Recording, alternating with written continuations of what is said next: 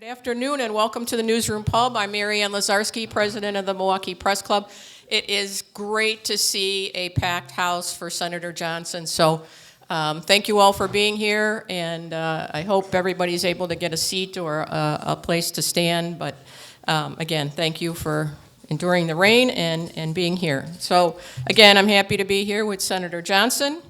Just a little bit about him, which I'm sure you all know, but it's worth repeating. He was elected to the U.S. Senate in 2010 after running a successful manufacturing business in Oshkosh, Wisconsin for 30 years. From 2015 to 2021, he was chairman of the Senate Committee on Homeland Security and Governmental Affairs and remains a member of it. He currently serves as ranking member of the Permanent Subcommittee on Investigations and is also a member of the Budget and Finance Committees. He was reelected to his third term in the U.S. Senate in 2022. Before we get started, I would like to thank our event sponsors. Our presenting sponsor is Spectrum News 1. Our supporting sponsor is We Energies. I'd also like to thank our event partner, WISPolitics.com. WISPolitics.com partners with the Press Club for this luncheon as part of its ongoing event series in Milwaukee, sponsored by HB Strategies, Medical College of Wisconsin, Spectrum, UW Milwaukee, and the Wisconsin Transportation Builders Association. Now I'd like to welcome our panel of journalists for today. Charles Benson over here from TMJ4 News, Emilee Fannon from CBS 58 News, and Matt Smith from WISN TV News. Without further ado, please welcome Senator Johnson.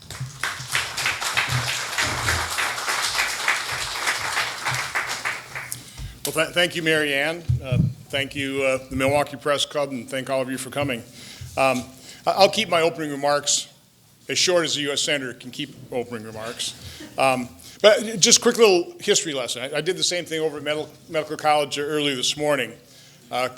We don't do a good job of teaching history. We certainly don't do a very good job of teaching economics. So I view that as one of my responsibilities is kind of inform the public of these things. But let me just start 1930. I don't think very many people realize that in 1930 the federal government spent basically 3.5% of our GDP, 3.5. State and local governments back then were about 9.1%. So total government consumed and spent about 12.6% of our GDP. Now, I would argue that was the vision, the foundational premise of America. A limited federal government only doing those things that were enumerated in the Constitution, and most governing occurring where it's more efficient, more effective, more accountable at the state and local government level, government close to the governed. Now, we obviously have busted out of that over the decades because last year the federal government consumed about 23.4%. Almost a quarter of GDP is now consumed, spent by the federal government. State and local governments are 16.8%. So now the total government take is 40.2%, 3.2 times larger than it was less than 100 years ago. I keep talking about the run-up in spending from 2019 to this year and next year as completely unprecedented, except for World War II. So let me quick describe what happened before World War II and after. Prior to World War II, federal government spending had increased from 3.5 to 11.7%.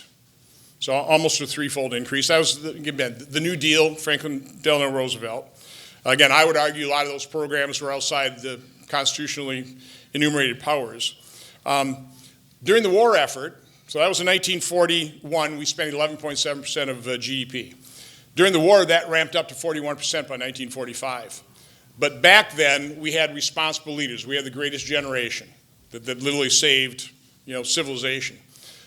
They realized that we couldn't continue to spend. We ramped up government, but we've got to ramp it back down to pre-war levels. So by 1948, federal government spending was actually a lower percentage of GDP at 11.4%.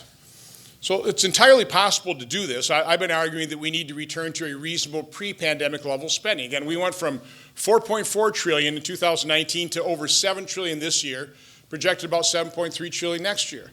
It's a 58% increase. The analogy I use, I don't think of any Wisconsin family or any American family would, if they were faced with a serious illness, they had to borrow $50,000 to pay for medical bills.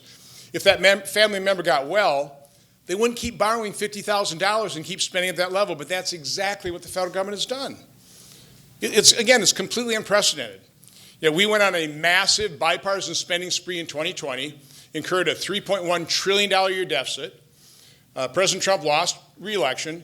President Biden came in, and rather than ramping down, returning to pre-pandemic level, he averaged $1.9 trillion in deficit spending over his 4 years. 1.9 trillion. Again, this is completely unsustainable. CBO's projections for the next 10 years show that we'll probably incur an additional $22 trillion of deficit, which would drive our total debt from $37 trillion up to $59 trillion. And I would argue, and I'll talk about this later if anybody asks me questions, I think that's a rosy scenario. So, I've been digging my heels in, saying that this is unsustainable, it's got to stop. One last little history lesson. If you've never gone back to watch President Eisenhower's farewell address, I'd really recommend you do so. It's 15, 16 minutes. It's a remarkable speech. It's unbelievably prescient. And of course, it's famous for the one warning about the military-industrial complex, which we have not heeded that warning.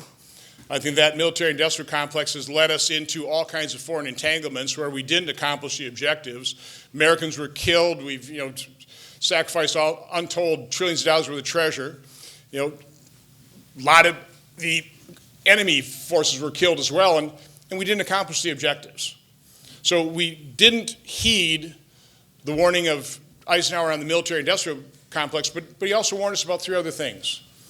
The first one was he warned us about public funding of basic science and research. He said it would lead to a technological and scientific elite that would drive public policy, and I would say drive it not in the right direction. I think what he was describing is, I think what we saw has been the corruption of science, certainly during COVID. Third warning, we've completely not paid attention to this one. He said you can't plunder our children's future. Well, we thoroughly mortgaged it. The transfer from young people to old people is profound.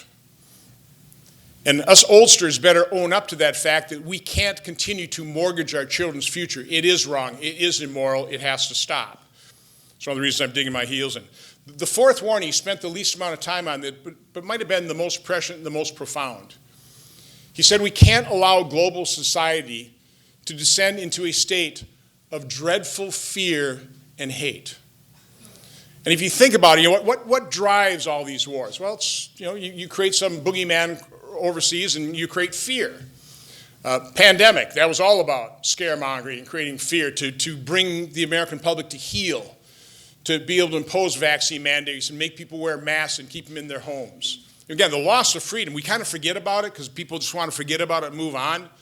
The loss of freedoms that occurred, that we accepted in this country during COVID are profound, and I would make the argument we can't let that happen again in the future. But also fear and hate. I mean, look at the hate spread by political figures to divide us. From my standpoint, I've been saying this quite some time, this nation needs to heal and unify.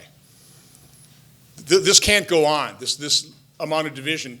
And I think the good news here is if you think of the big things in life, taking care of your family, raising your kids the way you want to, having enough opportunities so you can provide for your family, provide for retirement. I mean, those are goals we all agree on.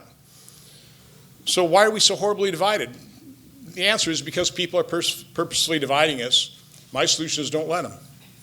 Focus on the areas of agreement. But that's what I always do in the private sector. The big difference between private sector and government is in the private sector, you have to focus on areas of agreement. You got a product, I want to buy it, now we can haggle over the price. You don't get very far in business arguing all the time. Unfortunately, in politics, driving division, driving fear works, which is why I consider ourselves in such a perilous state in this country right now. So with that, that's enough of my opening statement. I'm happy to answer any questions you've got. I guess you've got. I think it's us. I think they get a chance later on, don't they? They do. So store them up, give me some good ones. Senator, you set the stage. Let's look ahead to the president's big, beautiful bill. Your opposition is clear to the bill as it stands coming from the House. First, have you talked with the president at all recently about your concerns? Not since I've been a little more public, but certainly before that, I was in the White House twice with the Budget Committee and the Finance Committee. He's well aware of my desire for pre-pandemic level spending. When I showed him my charts, he said, "I love this. The House ought to love this. Has anybody presented this to him?" I said, "Not yet, but why don't we go over there and present this to him?" He didn't take me up on that offer, and instead we got the one big, beautiful bill that just misses the moment. It's not even close to adequate. So you know the politics of the Senate. You've talked with Speaker Johnson in the House. What specifically would you like to see cut that could pass the Senate and the House and win the president's approval? So I've been very consistent in what my ask would be. I've always said I want the president, I want us as Republicans to commit to a reasonable pre-pandemic level spending. I'll come back to the options I've laid out there, and a process to achieve and maintain it. You have to recognize we've never had a process to control spending at the federal government level. We don't have a budget balance requirement, as most states do, which again forces people to be fiscally responsible. I didn't realize this until really engaged in this debate. The appropriation committees were actually set up to be the control over the authorizing committees who were the big spenders. Well, that didn't work. The Budget Act of 1974, that didn't work. Simpson-Bowles didn't work. The Budget Control Act, by the way, did work for 3 years. If you take a look, I sprang out of the Tea Party movement. I still view myself more Tea Party than Republican Party. So President Obama entered office, and the last year of Bush, we spent $3 trillion, 2.98.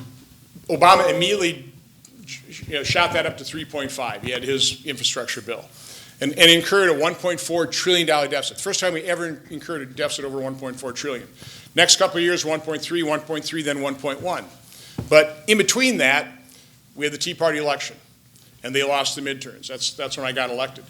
The pressure the Tea Party put in that process, and again, it was messy. We were always threatening shutdowns and defaults and all that type of thing. But the fact of the matter is, in the last 4 years of the Obama administration, deficits averaged about $550 billion. We literally kept spending flat at about $3.5 trillion for about 5 years in a row. Then it started inching up. When President Trump entered office, on average, the first 3 years, he incurred $809 billion worth of deficit. So it went from 585 to 809. Then, of course, he had COVID, $3.1 trillion in deficit. Then you had the Biden administration, 1.9. Now you've got CBO projecting $2.2 trillion per average over the next 10 years. And again, I think that's hopeful. That's a rosy scenario. Right now, independent people saying that the one big beautiful bill adds about 3.3 to 4 trillion. That's been my calculation. So that means not $2.2 trillion worth of deficits. We're talking about 2.5, 2.6. Going from $37 trillion in debt to over 60. It's clearly unsustainable. And again, who knows what revenue? Who knows impact of taxes other than if you punish success, you get less of it. But you can focus on spending. That's the more controllable figure. That's what you have to focus on. And right now, I'm sorry to report the House, the President, they're not focusing on spending, even though, and I would recommend, I got a great video on pinned to my top of my X post. It has a bunch of Republican leaders starting the President saying he's going to balance the budget. And then Republican leaders in some way, shape, or form saying we don't have a revenue problem, we have a spending problem. And at the very end of the video I asked, so are we willing to fix it? And right now, based on the one big beautiful bill, it appears like no, we're not. I am determined to try and fix it. So just to follow up on Matt's question, the one change you're seeking is wanting to reduce the deficit anymore. So are you okay with all the rest of the provisions in the big beautiful bill? And that's a pretty broad question. It's pretty big. Again, the way you achieve it is how DOGE showed us. Again, very business-like approach, right? You have to, we literally spend more time, a $10 million business, going line by line through their budgets than Congress does in total on a $7,000 billion a year budget. That's got to change. So I have to believe if you do, and I propose a budget review panel, senators, House members, members of OMB, have the department heads with their budget gurus come before us and explain, justify their budgets. And I've laid out the options. I went back to Clinton in 1998. I don't think we spent too little under Clinton. Obama 2014, we didn't spend too little under Obama. 2019 under Trump. And if you exempt Social Security, Medicare, and interest, leave those spending as you're going to spend them. But all the other outlays just increase by population growth and inflation. A very reasonable control, right? I mean, put some control in the process, you'd end up with a baseline budget somewhere between 5.5 versus 6.5. 5.5 to 6.5 versus the over $7 trillion we're scheduled to spend. So I've laid it out by budget category. I've actually printed out the more than inch-thick 2,000-line budgets for all these things. But again, you just go through that process and go, okay, hey, why are we spending 10% above fully inflated 2019? Or, even better, why are we spending more than what Clinton spent fully inflated? So you got to go through that process. And you know, my gripe, I guess, with the House, not necessarily provisions. By the way, we have to address the Obamacare portion of Medicaid, which is putting it threatening the help for disabled children and the vulnerable people. It's the able-bodied, single, childless adults that should be working, could be working. They don't have to. That has to be fixed. So I totally support those efforts and probably then some, without impacting benefits for disabled children, the people that Medicaid was initially designed for. But Medicaid isn't Medicaid anymore. It's Medicaid plus Obamacare. Of course, we all vowed to repeal it because we knew it would do these types of things, you know, create horrible incentives. But anyway, I've got to believe if you go through that process, and I've detailed out, you know, where this spending in excess of fully inflated 2019, there's a couple $100 billion in other mandatory. I mean, not even including Medicaid. You could leave Social Security, Medicare, and Medicaid alone, and there's still a couple $100 billion in other mandatory. There's a couple $100 billion in discretionary spending. You know, where are the rescissions for the DOGE cuts? You know, they haven't got one yet. Now they're talking about $9 billion. I mean, Elon Musk has identified over $165 billion last time I looked. You know, where are those rescission packages? So again, I'm going to put pressure on the process. I'm going to put pressure on House and Senate leadership. I'm going to put pressure on the president to get serious about reducing spending, because you don't defeat the deep state by continuing to fund it at President Biden's levels. So a lot of numbers out there. Can you give me a bottom line? Do you want $2 trillion, $3 trillion? What is your number that says we finally have reached a cutback? I mean, you talk about pre-pandemic, but DOGE was only at $175 billion, right? So do you want $2 trillion, $3 trillion less in this proposal? So Charles, your reaction is the exact same reaction I get from the White House and from my colleagues. So, too many numbers. It's a budget process. We're talking numbers. We're talking about mortgaging our kids' future. So again, I've laid it out. So again, it's simple math, Charles. 5.5 to 6.5 trillion dollars. Again, I would gravitate more toward the Clinton expenditures and plus things up from there. You know, that was before 9/11. Probably have to increase defense, veteran spending. Okay, whatever. That's our baseline. You always hear members of Congress talking about zero-based budgeting, right? They're obviously not serious about it because they completely dismiss my 5.5 to 6.5 trillion dollar base budget. So again, if you're spending next year 7.3 trillion, and we've got enough senators right now that are pretty well saying, you know, embracing what I've laid out for them, you know, we shouldn't be spending more than 6.5 trillion in 2026. That's, again, simple math. That's $800 billion a year, $8 trillion worth of long-term savings. All right.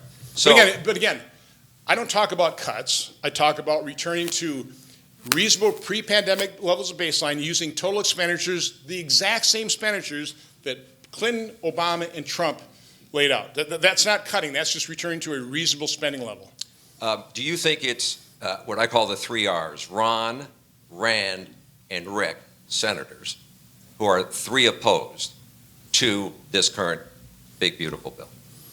I think there are more. You do? Yeah, I'm pretty confident we have 4 that are going to dig our heels in. Again, all of us want President Trump to succeed. We want America to succeed. But I know President Trump made a bunch of promises. My promise has been consistently, we have to stop mortgaging our children's future. Okay? So no, I think they're enough to slow this process down until the president, our leadership, gets serious about returning to a pre-pandemic level.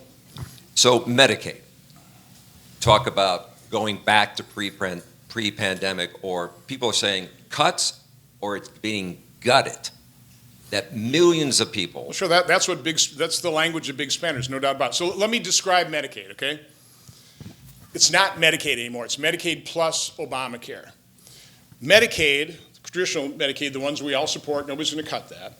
the one that's a threat because of Obamacare, for every dollar a state spends, and again, Medicaid was all designed as a shared responsibility between the state and federal government so that the states are going to administer it. So we wanted them to have good skin in the game.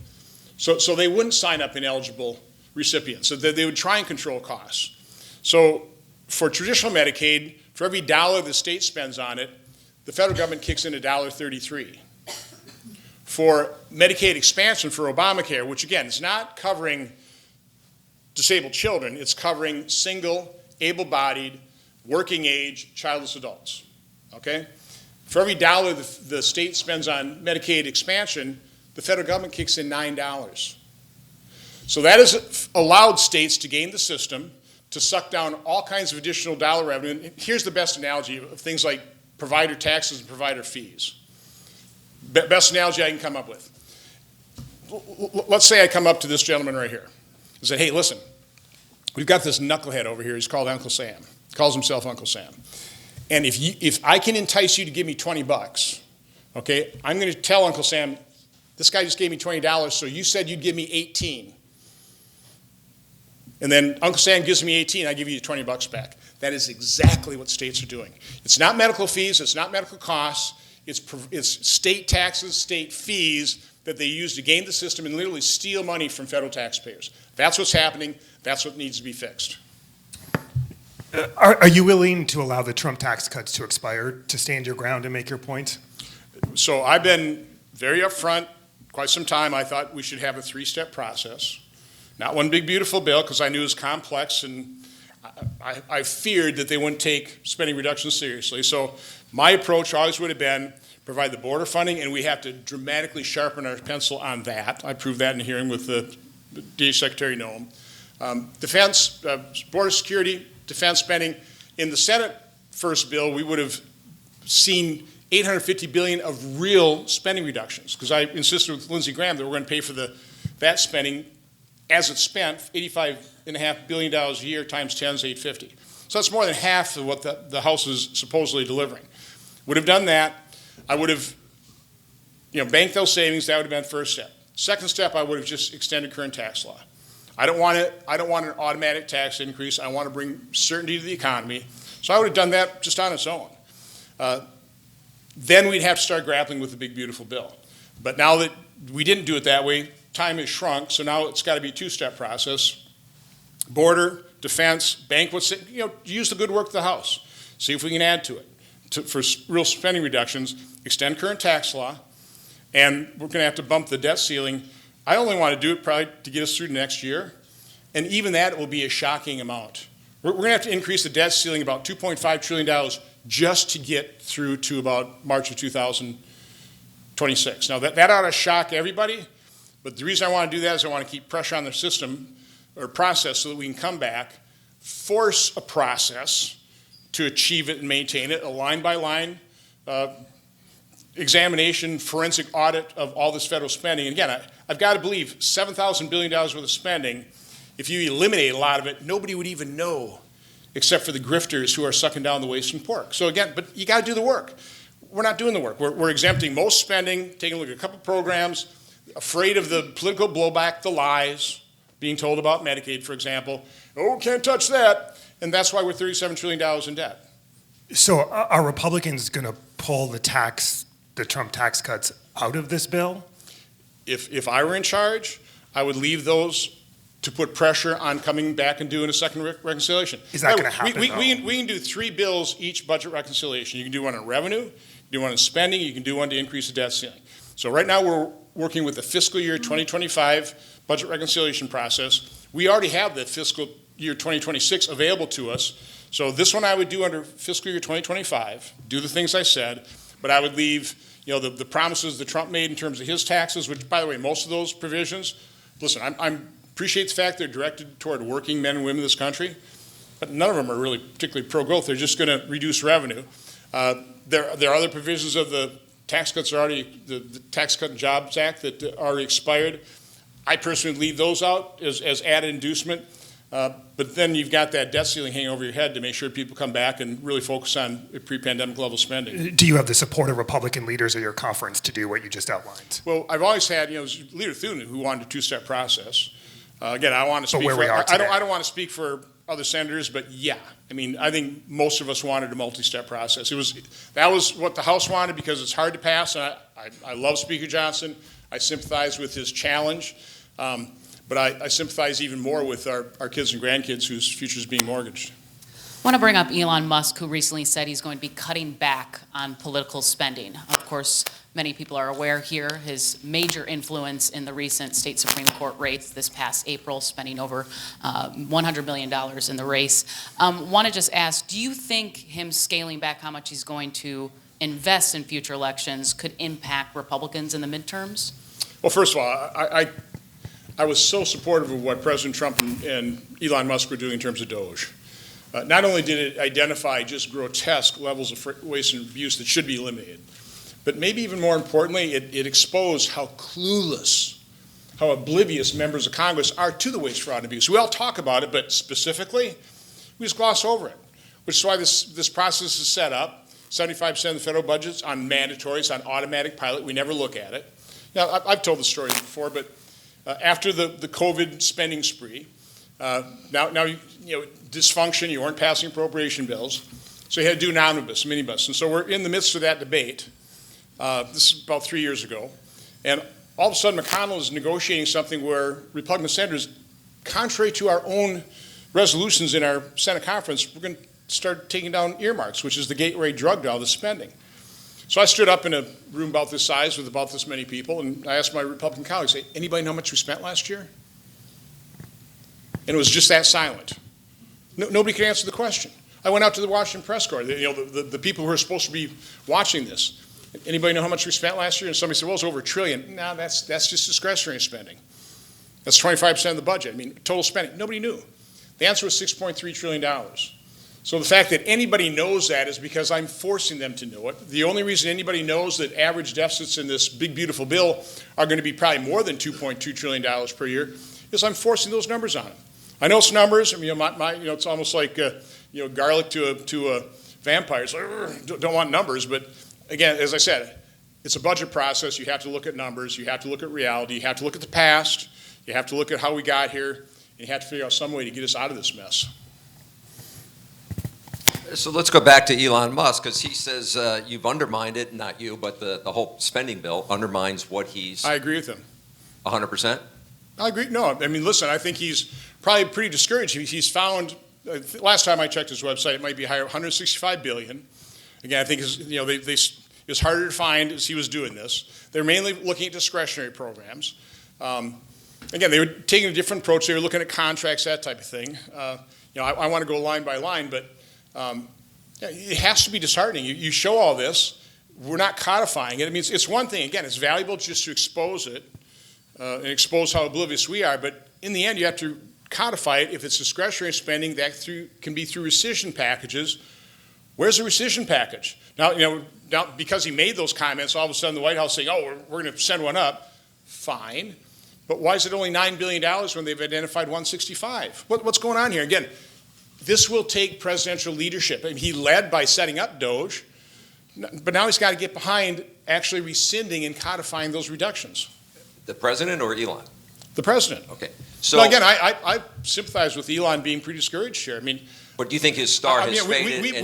We've been asking literally for months, send us up a weekly rescission package. You package up the most egregious and grotesque examples of waste, fraud, and abuse, load in some other stuff that ought to be rescinded, send it up, and then the president's got to get behind it. I mean, rather than try and twist my arm to pass a one big beautiful bill that doesn't meet the moment, he ought to be twisting members of the House and the Senate that aren't willing to cut the waste, fraud, and abuse. Well, you look at his result, and I saw something that the Government Accountability Office put out an estimate on how much money is lost every year by fraud.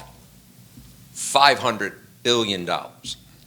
That's far more than what Elon... That's why we have to go through this line by line. Okay, but if they're already telling you a number, and they're saying that's by fraud, they're not saying that's like overspending. That's not saying like people are cheating the system. No, listen, when I was chairman of Homeland Security, GAO was kind of under our jurisdiction, so we'd have Gene Dodaro testify all the time.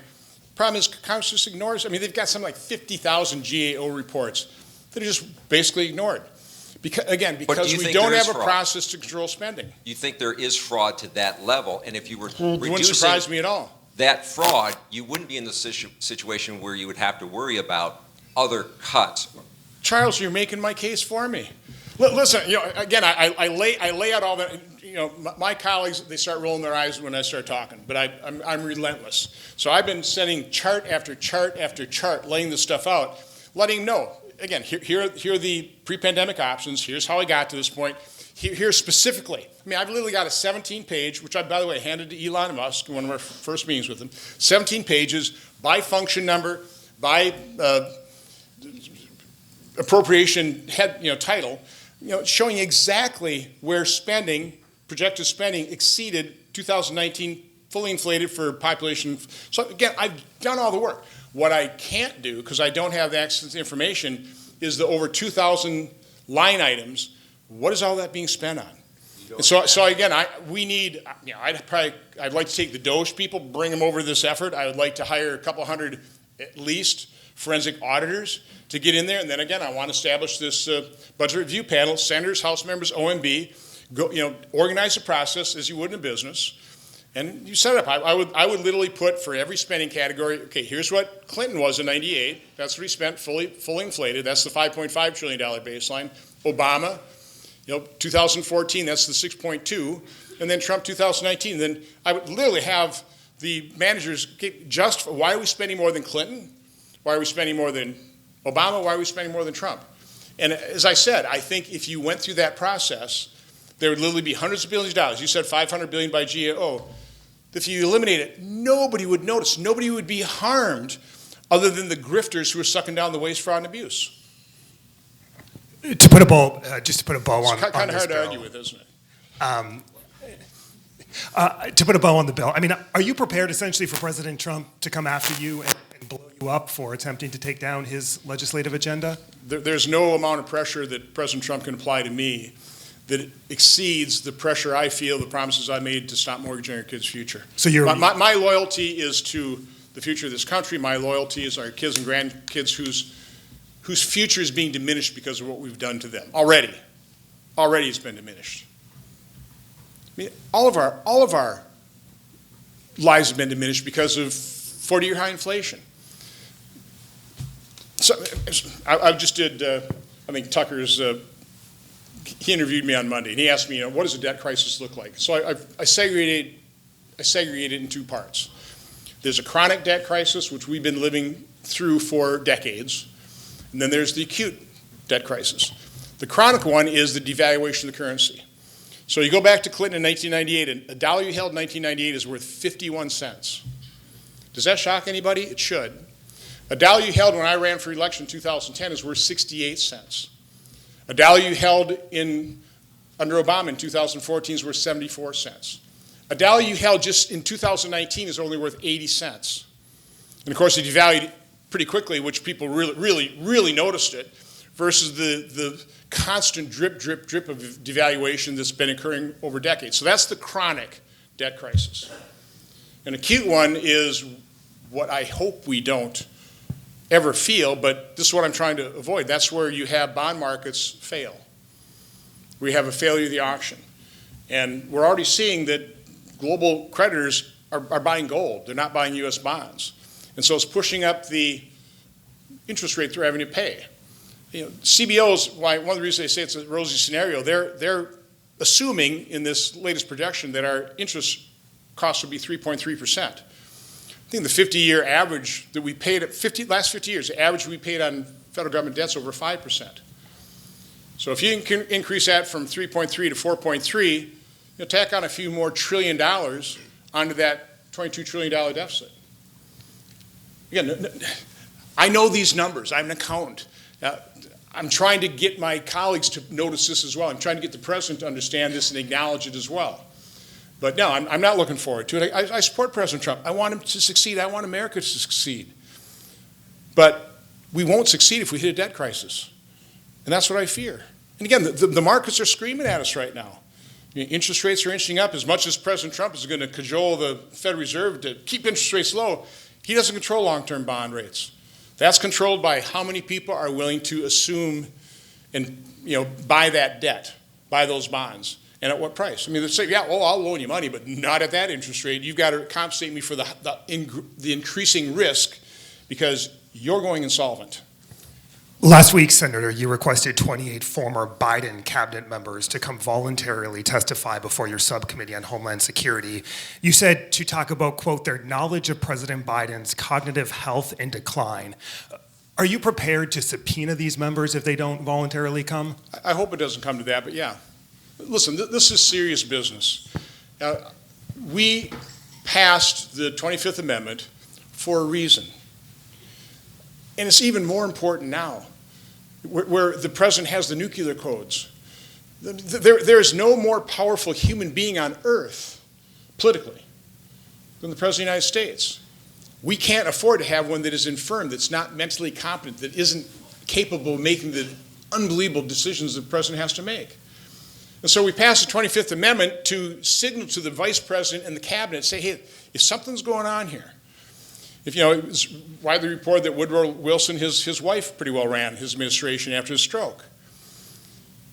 You need to come forward to protect this nation, to protect our citizenry. It won't be fun, it won't be pleasant, but we've given you the mechanism for doing so. The fact that it certainly appears, and that's why we got to talk to these folks, it certainly appears that President Biden was not with it. I think it was pretty obvious to all of us that we're honest in looking at it. But the reports coming out of Jake Tapper's book, that should frighten everybody. And the purpose of my investigation is, first of all, a real investigation. I'm not talking about a show trial here. I mean, eventually might have a hearing on it. I want to find out what happened, to report to the American public, to put on notice future vice presidents, future cabinet members, that listen, if you're seeing this, don't fool around with this. It's going to be an unbelievably difficult decision to make, but you have to put they all take oaths of office. You have to put your oath of office above and beyond your personal considerations or loyalty to a particular president who just may, unfortunately, not be competent, not be able to carry out the duties of the president of the United States. So yeah, no, I'm darn serious about this, but I want it to be a serious investigation. I hope they volunteer. I hope they come forward. What I've asked my staff to do is, I want to publish basically a list of questions. This isn't gotcha. This is what we want you to come and answer. You appear you're ready to go toe-to-toe with President Trump when it comes to this bill, making some. There's not a lot of Republicans in Congress right now that speak out about that. I'm just curious. You also talked about how powerful the presidency is. Would you ever run for president? No, God, what an awful job. No, I mean, just thought I'd ask. I mean, seriously.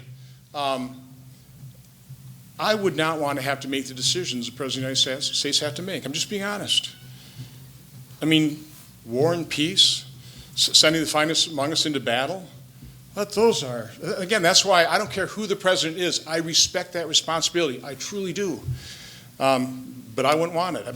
Think less of me, but no, that's just nothing I... You also have this secret sauce here in Wisconsin as a Republican that can win on the ballot. With Trump on the ballot or not.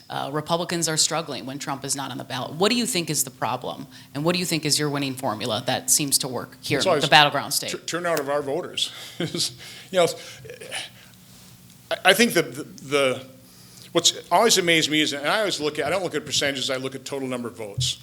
And it's really remarkable. You take a look at 2010 and the Walker recall, and you look at all these things, and no matter what the actual turnout is, whether the votes totals for the winner is 1 million or 1.3 million or 1.5 or now close to 1.7, it seems like both sides turn out like equally. I mean, it's kind of the same percentage, so that we end up with victory margins of like 30,000. That's kind of hard to explain. I think the greatest danger right now is what shows up in these Supreme Court races, where if you look at Dan Kelly's race with Janet Protasiewicz, Dan Kelly got, that followed my 2022 campaign. Dan Kelly got 61% of my vote, and Janet got 78% of Mandela Barnes' vote. Fast forward to the most recent election, Brad Schimel got 62% of what Donald Trump got, and Susan Crawford got 78%. I mean, unbelievably consistent. And I think the greatest danger really right now, and again, Trump didn't burst on the scene here till 2016, so before that, he had no impact. But right now, the concern would be that he certainly drove turnout in 2024, and if that many people, even, let's see, they all had to be aware. I mean, Elon is out there spending tens of millions. A bunch of us, we're doing talk radio, we're doing everything we can to say this is an important election. If you want to support President Trump, you don't want to see him have to weather another impeachment trial. If the House is taken over by Democrats, get out and vote. And yet only 62% of them came out and vote. So is this a movement that's really dependent on one person? That would be a big danger. As opposed to, I ran in 2010 because of freedom, because we were mortgaging our kids' future. Those are enduring principles. I would hope we have Republican voters, conservative voters that come out to vote based on those principles. So you've ruled out running for president. Have you ruled out running for Senate again in 2028 so you can try to beat your colleague, Senator Grassley, as the... So I learned in my second run, when I absolutely meant second and final, you can't say, never, okay? I don't want to. I mean, I'd like to dig my heels in now, set this nation on a sustainable course, and then go home. Do you feel... By the way, that is, I think what makes me maybe not totally unique, but somewhat unique in Congress is I'm willing to do these things. I'm willing to speak out. I'm willing to say what I consider these truths are, even though they're very unpopular. It gets me vilified and ridiculed, because I'd rather go home. I don't covet the position. Okay, I don't revel in the, I'm a U.S. senator. It's, I'm just a guy from Oshkosh just literally trying to save this country. So then, let me ask you about tariffs, because you've raised some concerns about what's happening in that lane right now. And it seems like day after day we hear another company saying they're going to have to raise prices because of what's happening. If you look at what the president is trying to do you understand what it is he's trying to do? And where does it need to end? Because I understand you are for free trade, but you think that we're too dependent on China? So I would like to think, and I think this is pretty true, I think what President Trump would like is a tariff-free and a non-trade barrier-free world. That's impossible to achieve. I think the biggest problem with the current trade war is the disruption of supply chains. I've heard a pretty convincing case. I was actually just on Larry Kudlow, and I listened to Art Laffer before that, making a pretty convincing case that, and by the way, I agree with this. I don't think tariffs are going to necessarily be inflationary. If they are, to a certain extent, it's going to be a one-time deal. And those tariffs are applied to wholesale goods, but they're offsets. It's complicated, okay? So I'm not so concerned about the inflationary impact of tariffs. I'm concerned about the disruption of supply chains, the uncertainty, instability that this whole trade war has injected in the economy. I'm talking about businesses, they're just putting their capital expenditures on hold. I know President Trump says he's got $10 trillion, but right now people aren't spending it because they don't know what's going to happen. They're facing a massive automatic tax increase, which is one of the reasons I want to take that off the table. So no, I'm definitely concerned about that. I will give the President's team credit. They're very open. They allow me to and give us access so we can let them know about all these businesses that are competing globally. I mean, that's the other thing. You've got a lot of Wisconsin manufacturers that compete globally against global competitors that aren't subject to tariffs. And so it puts them in a huge cost disadvantage, which, again, if you're concerned about trade deficits, and I'm not, I'm really not. There can be a problem, but that's, you always can have a capital account surplus to offset that. But if you're concerned about trade deficits, if you harm exports, if you make it impossible for U.S. companies to compete against their global competitors, that's not going to help the trade deficit. So it's a very complex subject. What I don't want to do is decrease President Trump's leverage in doing whatever he's trying to do. Whatever this, I think he's obviously recognizing what's happening in the markets and stuff. Why he continues to delay the implementation of this. I do think he wants to generalize 10% tariff across the board. I don't think that will be overly inflationary. It will raise revenue. I don't think probably as much as they think it's going to raise. I'm not particularly fond of that because I don't want, again, I want to raise revenue by increasing taxes, and tariffs are a tax. There's an argument who pays for it. Okay, the incidence tax is always hard to pinpoint, but I don't want to keep funding the deep state. So again, that's why I'm focusing on spending. I don't want to raise taxes. Again, extend current tax law as awful as it is. I'd love to simplify and rationalize our tax code, but I'm not a huge supporter of the tariff or the trade war, obviously. Back to your role on the investigations subcommittee, are you really planning to hold a hearing on what actually happened on 9/11? You made comments on a podcast that you so made. just to explain how I got embroiled in this, the then chairman of the permanent subcommittee, I'm a ranking member, decided to investigate the Saudi negotiation with the PGA. And I'm thinking, guys, let them do this negotiation. If we can bring back I'm a golf fan. I love watching the best compete. Man, if they can accomplish something, let them do it. I mean, let's not involve Congress in that. We got enough things that we get involved in and mess up. But because he held that, it was a pretty popular hearing. So prior to that hearing, I got all these members of 9/11 families coming up. They'd always bring me the heavily redacted FBI report in terms of what they knew about Saudis. It was incomprehensible because of redactions. And they had a simple request. I mean, it's been 20-some years. Unredact this. Let's let the American public know what we knew about Saudi involvement. And so, I made the pitch to Chairman Blumenthal of the hearing that, why don't you join me? He didn't have any choice. He had to. So we both requested twice from the Biden administration, give us that information. Having done that, now you get a lot of information, just like COVID. I just am a recipient of all kinds of information. And again, I take my responsibilities very seriously. I'm the chairman of the permanent subcommittee investigation. We have the strongest subpoena power of any committee or subcommittee in the Senate. It was given to the chairman for a reason, to investigate things that are important for the public. I just happen to think you have all these 9/11 families, they don't have closure. They know all this information. Firefighters know all this information. And as I've I've looked at hours and hours of documentaries, kind of starting with World Trade Center 7. And I won't go through all the very legitimate questions that remain unanswered, and it certainly piqued my interest. So I'm just at the phase right now, laying out all the legitimate questions. Again, if I can answer them, if I can bring some closure, great. If we can't, we may have to further this investigation. Again, what's nice is, because of people like Tucker, and that kind of sparked it further when he interviewed Kurt Weldon, who has a great deal of information of certainly what happened before in the cover-up. But I appreciate the fact that people like Tucker have expanded the Overton window. And if you don't know what that is, that's just what's acceptable to talk about. I think if you've been following me, you realize I generally push the boundary of the Overton window all the time. I think that's a good thing. We haven't been allowed to ask certain questions on a host of issues, and we should be able to ask those questions and get the answers.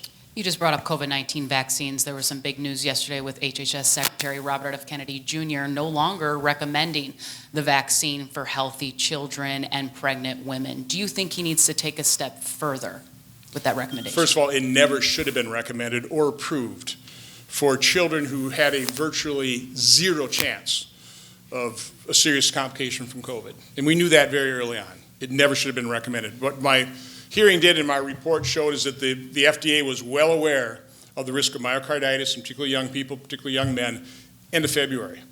One of the reasons we wrote the report is, again, it's been difficult. Bobby Kennedy is absolutely committed to 100% transparency or radical transparency, but his department is not.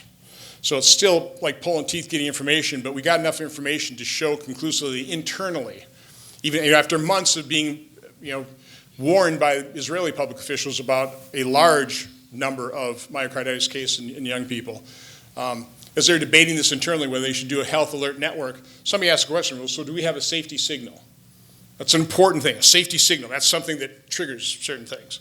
Do we have a safety signal on myocarditis? And the answer internally on their memo, we got it. When it comes to young men ages, I think 14 to 18, the answer is yes. So they knew, and they still didn't issue the health alert network.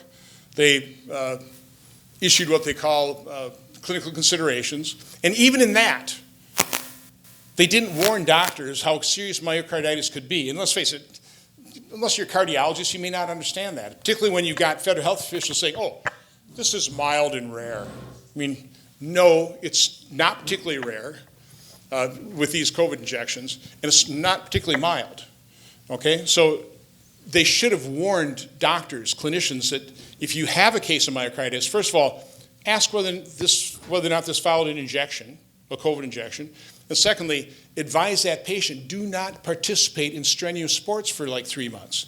They didn't even include that warning. Why? They didn't want to alarm people. They wanted to mandate the vaccine. This is that time period where they want to mandate this. They don't want to get these fully approved for everybody. They want to jam it down people's throat. They had already sabotaged early treatment, which was always bizarre. Why don't we try and treat this? Why are you sabotaging perfectly safe, nothing's perfectly safe, but generally safe, way safer than most drugs, generic drugs, that a lot of clinicians are saying are working? Why would you do that? Why not let doctors be doctors? Again, it was all about what was in the interest of, I guess, those federal health officials that always wanted to push the COVID injection, as well as Big Pharma that made billions of dollars. You want him to go further, though, than what he just recommended. I want him to first restore integrity to science.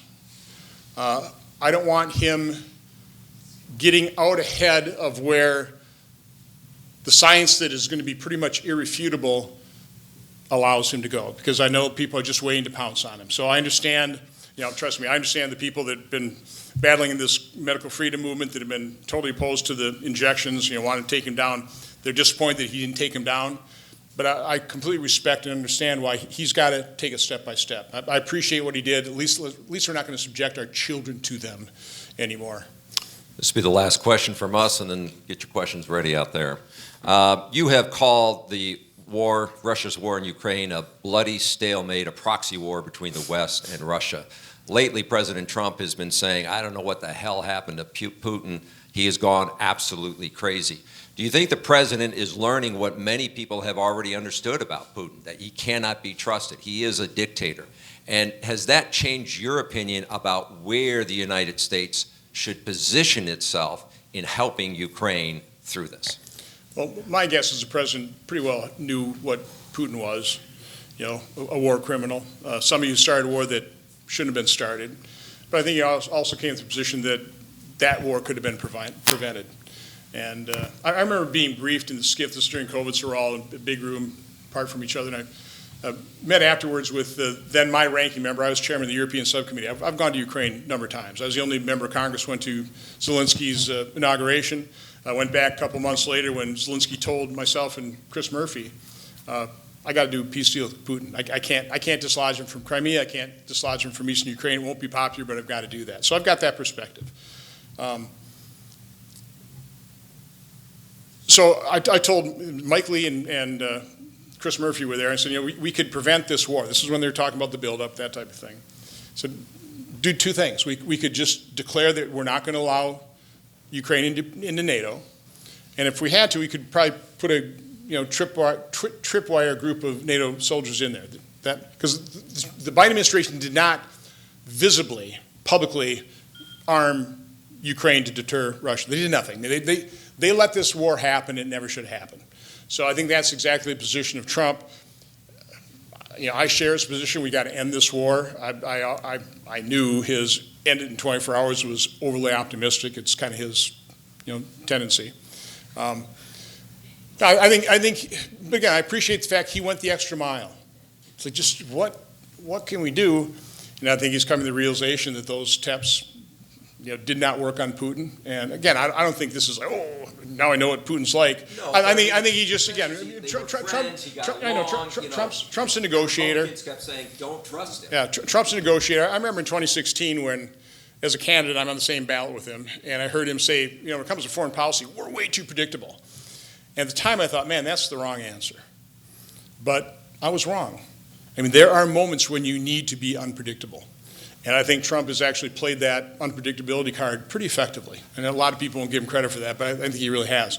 And by the way, let me end on this story. Because I told him this. I said, where you really got my support was when I ran down a drone. And everybody, the drums of war were beating. He's got to retaliate, And literally at the 12th hour, before they initiated the retaliation attack, Trump asked the most important question. Particularly the question that, as John F. Kennedy said, the number one goal of U.S. president is to keep America out of war, keep the peace. Trump asked a relevant question. He said, hey, how much did that drone cost? And the answer was a couple $1 million. And then he asked the next question, well, how many people are going to die in this retaliation? There's a few hundred. And I think Trump absolutely made the right call going, it's not worth it. I mean, let's face it, most of those couple hundred people that died, yeah, okay, they're soldiers for the evil Iranian regime, but they're just doing their duty just like other soldiers for other countries. So that kind of gets back to the dreadful fear and hate. We need to be very sober. We should reassess what our foreign entanglements were, what our goals were, what it cost us in lives, in treasure, what it cost the other side in lives. Did we achieve the goals? And I think if you go back to Vietnam, and I hate saying this so close to Memorial Day because I truly believe people who served and sacrificed are the finest among us. But man, they've sacrificed for some causes that, I was in Hanoi recently. We never should have bombed Hanoi. We never should have been at war with those people.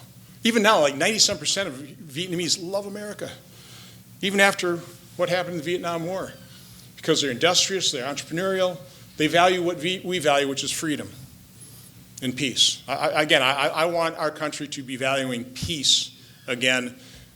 Try and rein in the military-industrial complex. Try and rein in government, because as government grows, our freedoms necessarily recede. And try and go back to that foundational premise of America, which is a limited federal government. We have to have learned that the federal government just screws more things up than fixes them. So just be realistic about that way. But anyway, appreciate the questions. That is a good way to end. Thank you to our journalists. Now, we have a lot of questions. So please keep your questions as brief as possible so that we can get through all of your questions, or as many as possible. And identify yourself when you ask your question. Start. Hi, my name is Eric Fanning. I live in Wauwatosa. And real quickly, I received this from a friend. Stopped by ICE at Target in New Berlin off of Moreland Road. Came up to me and my mom, asked for IDs and other forms of identification, showed him my school ID, credit cards. Told us we should carry our passports because other officers might ask for more. Third generation Mexican American and have lived in Wisconsin my whole life. Again, this guy has no criminal record and he's a native born American. So I'd like to ask you, Senator Johnson, as a member of a co-equal branch, Article 1 of the Constitution, what are you doing to protect your constituents from this type of unlawful behavior and profiling by the executive branch? What are you doing? Are you speaking to the executive branch? And when you talk about budgets, ICE's budget is growing exponentially this year. And you talk about cuts. You haven't mentioned that. You haven't mentioned the billionaires tightening their belts at all. I'm sure everyone else notices as well. You're talking about a lot of cuts, but not asking for a tax cut for the billionaires. Or you are asking, I should say. And not to mention you have the 20% LLC cut that was your baby that blew up the deficits in 2017, sir. Not 2020. 2017, those deficits blew up thanks to your 20% LLC. Thank you. So I'll confine myself to the first question. Listen, we're a nation of immigrants. I think it's indisputable that has made country that we value and we love as strong as it is. But we have to have a secure border. We have to have a functioning legal immigration system. And among all the harms by President Biden opening up the border, I mean, obviously creating a clear and present danger, one of the more serious ones is a setback having a functioning legal immigration system. I was working with President Trump, Jared Kushner, in 2020 and Mike Lee on a bill that would have taken something like 100 visas down to 6, award them on a metrics basis, taking care of the DACA kids, because we want to fix that problem. The problem is Biden, and if you're not willing to acknowledge the harm caused by opening up our border completely unvetted, the violent gang members, the members of transnational criminal organizations, the sex, the human, the drug traffickers, the funding of some of those evil people on the planet to the tunes of tens of billions of dollars a year, if you're not willing to acknowledge that has to be fixed.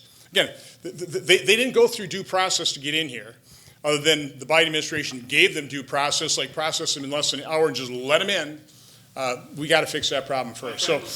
So I understand. No, I don't like that. Okay, but we have to recognize that this is a mess, a massive mess created by Biden, and President Trump's trying to fix it. It's not going to be perfect. Thank you for your comments today. I'm Ann Batiste. I'm co-chair of Peace Action of Wisconsin. And I want to say to our journalists, our panelists, I'm surprised that not one of you raised a question about the genocide that's going on right now with the Palestinians. Senator Johnson, you have said that you want us to stop these foreign entanglements. That also, of course, affects the budget, or should affect the budget. But it affects the pain and suffering that we have imposed, frankly, on the world. In large part, I mean, it's very obvious since 9/11, all of the foreign ventures that we've gone into with absolutely nothing to show except death, destruction, refugees, 37 million refugees, according to Brown University, from our Middle East wars. This is even before what's going on now. What are you going to do to talk to President Trump to stop the sale of arms to Israel, that if we stopped that genocide would end? It would end. Well, what can you do to encourage? First of all, I don't accept the premise of your question. Are you not concerned, or are you not outraged by the October 7th attack? I mean, the brutal attack, okay? Listen, war is hell. Israel gave Gaza to the Palestinians. They elected Hamas, okay? They've tried, okay? But Hamas attacks them, brutalizes. I mean, brutalizes. I've been offered the opportunity to view the videos. I don't need to see the videos. I really don't think I could stomach the videos of the horrific, barbaric brutality of what happened on October 7th. I guess you're okay with that. But the fact of the matter is, war is hell. War is hell, and the only way war ends, unfortunately, the only way that war ends in general is somebody has to win. And I think at this point in time, Israel is bound and determined to win. It'd be nice if Hamas would give up, turn in their arms. They're not even allowing Palestinian citizens right now to get the aid they're trying to provide them, okay? Hamas is an evil organization, and I defend Israel's right to defend itself. Yeah, Senator Johnson, thank you for being here, number one. Love a numbers guy. 7.2 million job vacancies in America today. It's been up as high as 10 million. There's 78 million low and moderate income consumer workers in the American workforce, workable, and 56 million LMI workers in the American workforce. The single greatest factor keeping people out of the workforce are government benefits cliffs, where if somebody takes $1 increase in wage, they lose certain benefits. It keeps them from taking higher paying jobs. Held a hearing on this. And keeps them out of the workforce, in fact. That's over 20 million that are impacted. Would you be willing to consider legislation, cost neutral, doesn't cost the government more money, that fixes the benefits cliff in order to help people fill those vacancies? Easier said than done, but absolutely. I mean, that's a problem here. Again, I held a hearing on it to point that out. I can't remember the numbers, but we had head of Philadelphia or Pennsylvania's welfare department. He described like a single mom, could work and earn up to something like $27,000, but then it would take her to earn $65,000 to benefit even $1 from additional work effort. So she stops. But I think it's actually more pernicious than that. I think just in general, we pay people not to work. Obama pretty well removed all the work requirements out of so many of these federal programs that, Tommy Thompson and showed the way here in Wisconsin, then Bill Clinton enacted with Newt Gingrich. So again, we've removed those. So again, we incentivize people not to work. There's a great article written by Nick Eberstadt. He's a demographer for AEI, and he wrote it. It's called The Miserable 21st Century. It's kind of title I'd probably have penned something on. But in there, he's talking about 20% of working age males permanently out of the workforce. A lot of them on Medicaid, because we've allowed them to be on Medicaid. They use their Medicaid card, and I've gotten pushback on here, although it's true, they use those Medicaid cards to get opioids at a fraction of the cost. $3 a prescription, sell them for thousands of dollars to supplement their income. So unless we're honest with what the federal government, the negative, and I'll say unintended consequences, but dramatically negative consequences, we don't have hope. So again, that's why my approach is spending, spending, spending, acknowledging the fact that the government exacerbates or causes more problems than it actually solves. Recognize that constitutional framework where the federal government should only do what the Constitution enumerates it to do. Other governing ought to be close to the government, states, and the power resides with the people. But the people are giving up their power. When you've got government consuming 40% of GDP, we're 60% free. Because they're either taxing us or they're borrowing money that is mortgaging our future. So people need to equate those two things and realize, the reason we had 40-year high inflation is because of massive government overreach and massive government deficit spending. Hello, my name is Angela. I am a local business owner. I am a CPA and a former auditor. So I came here wanting to ask a different question, but I am going to keep it very brief. I really do try to find common ground, and I appreciate your perspective of we don't want to mortgage our children and grandchildren's future. And my question is, relative to that, can you speak about the environment and how can we not mortgage the future of our children living in a beautiful earth? Well, first of all, I think that's something we all agree on. We want a pristine environment. I mean, I love the outdoors. I want clean water. Where we may part companies, I think CO2 is plant food. And we are inflicting self-inflicted wounds on us trying to change the course of climate change. Climate's always changed, always will. We spent something like $5 to $6 trillion globally. Haven't even bent the needle according to these climate models. So it is insane what we're doing. I agree with Bjorn Lomborg, who completely agrees with climate change. I'm far more skeptical. But we shouldn't spend a dime on climate change. We'll adapt. We're very adaptable. So in order to live well, you need power.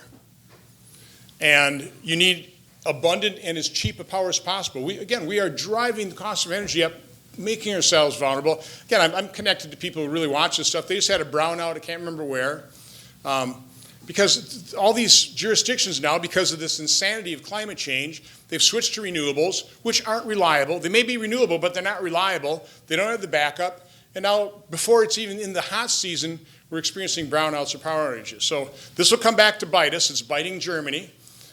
It's insane what we've done. But again, absolutely. I often say, government doesn't solve problems.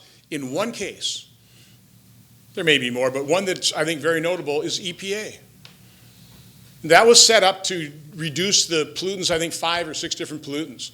Did an amazing job. And I appreciate that. We don't have rivers on fire. I think we have cleaner groundwater. We have cleaner air. That's good.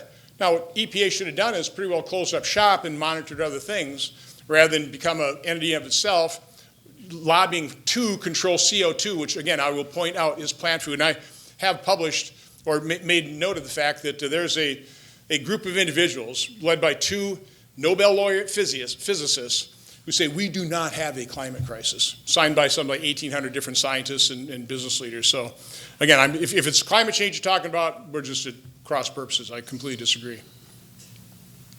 Hi, I'm Ruth Kana from the Wisconsin Examiner. Senator, I was struck by something you said about federal government cuts, that nobody would be harmed other than the grifters who are sucking down the waste, fraud, and abuse. I talked to a young woman who goes to UWM yesterday who has lupus and is one of the many Badger Care recipients who's very worried about losing her Medicaid coverage because the House bill will cost Wisconsin about $17 billion, it looks like, in Medicaid cuts. And she is scared, and she describes other people that she knows as being really scared. She can't afford her lupus medication on her own. And so I'm interested in what comments you have to make to the folks in Wisconsin who are really afraid that they're going to be thrown on the mercy of the private market. Your colleague Josh Hawley has mentioned this for his constituents, he says, who are, hardworking, low-income people. They cannot afford health insurance. The Medicaid cuts are going to really hurt them. What are your thoughts on that? So again, I'll go back to my basic point. I think I mentioned Elon Musk in my little video saying if we don't fix this, we won't have money for any of this. Nobody wants the truly vulnerable to lose those benefits of Medicaid. But again, Obamacare expanded the waste, fraud, and abuse in Medicaid, expanded the number of people on it, when, a lot of these people ought to really be getting a job, as this gentleman pointed out, how many job openings remain open, because we pay people not to work. So again, nobody, we all want to help people who can't help themselves. We want to help people help themselves. But we don't want to mortgage our future. We don't want to create a massive debt bomb going off and blowing up in all our faces and not having money for any of this. So again, I'm not saying the federal government doesn't spend money on worthy causes. It's just gotten out of control. Dan Bice at the Journal-Sentinel. When you ran in 2010, you had two issues you brought up. One, eliminate Obamacare, and two, to get rid of, to lower or eliminate the debt and deficit. On both issues, you've failed pretty miserably. What makes you think you're going to succeed this time on those two issues? This is the absolute best opportunity we've had. Again, I would say we, to a certain extent, exceeded the Tea Party.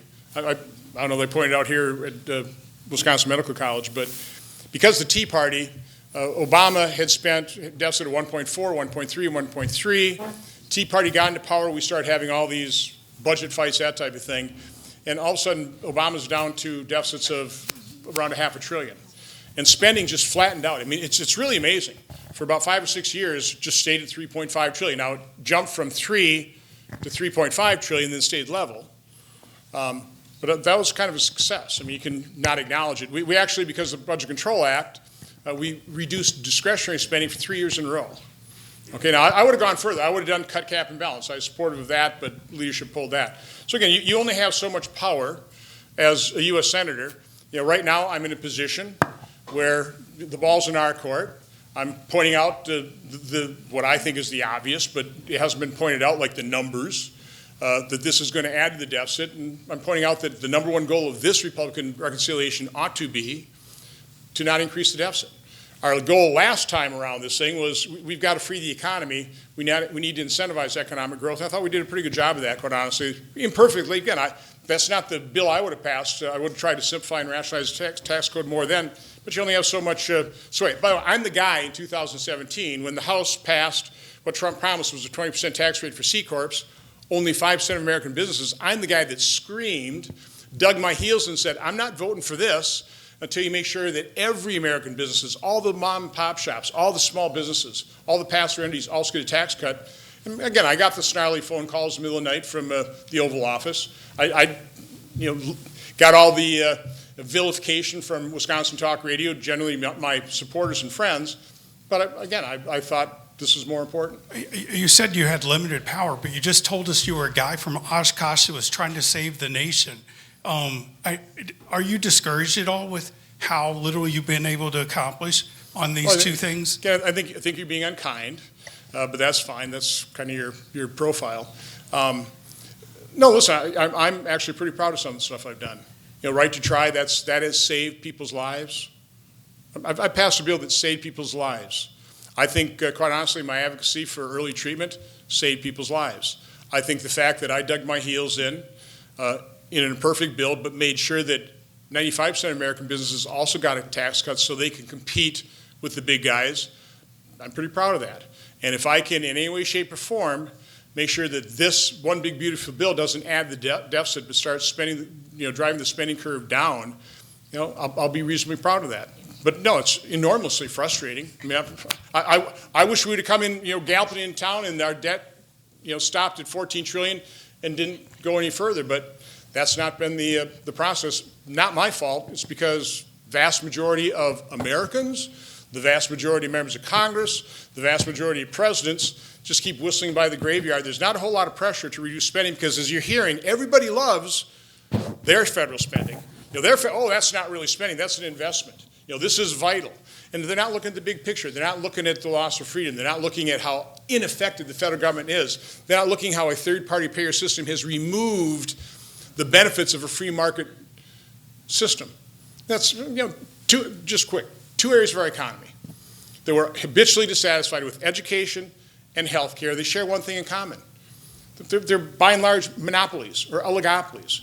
And so we've removed the benefit of a free market system which guarantees the lowest possible price and cost, the best possible level of quality and customer service. Gee, wouldn't that be nice to have in healthcare and in education? We don't have either because government involvement allowing the monopolies occurring in those two sectors of our economy. Okay, Senator, we have one last question from the audience.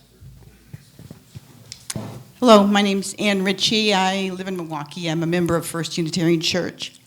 It seems to me like the strategy of the DOGE cuts is, in some ways, trying to make services like inaccessible, unavailable to be used so that politicians can say, oh, we didn't cut them. And I feel like the same thing is maybe going to be happening with the Medicaid cuts, that they're going to be putting these work requirements in.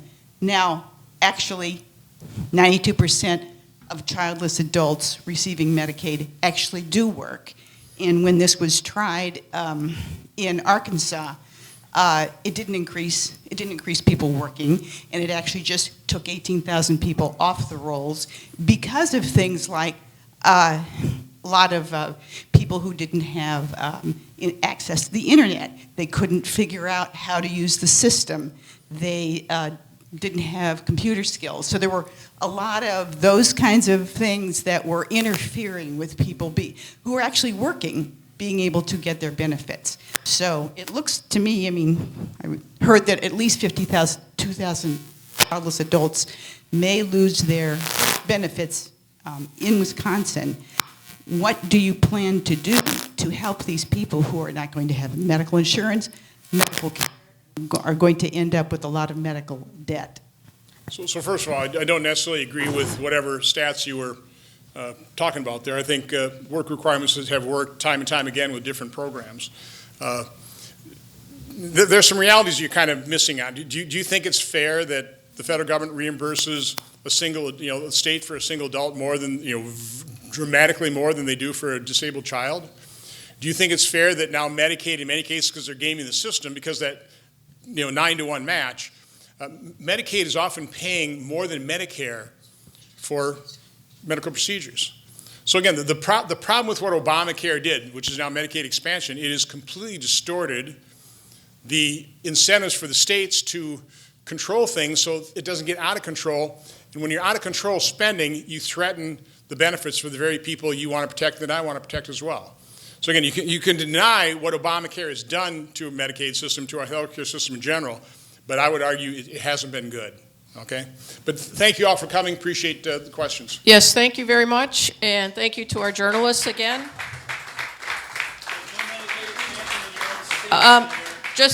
Sir, please. Thank you again to our event sponsors and to the Newsroom Pub and Safe House for being the hosting sponsor of this event. If you're interested in membership in the Press Club, please go to MilwaukeePressClub.org. A few dates coming up. If you could just wait until I'm finished, that would be great. Wednesday, September 7th is our annual meeting. The 24th, Newsmaker with MPS Superintendent. Thursday, October 2nd, we'll have Milwaukee's Archbishop here. And Friday, October 3rd is our Media Hall of Fame at the St. Kate. Again, thank you very much.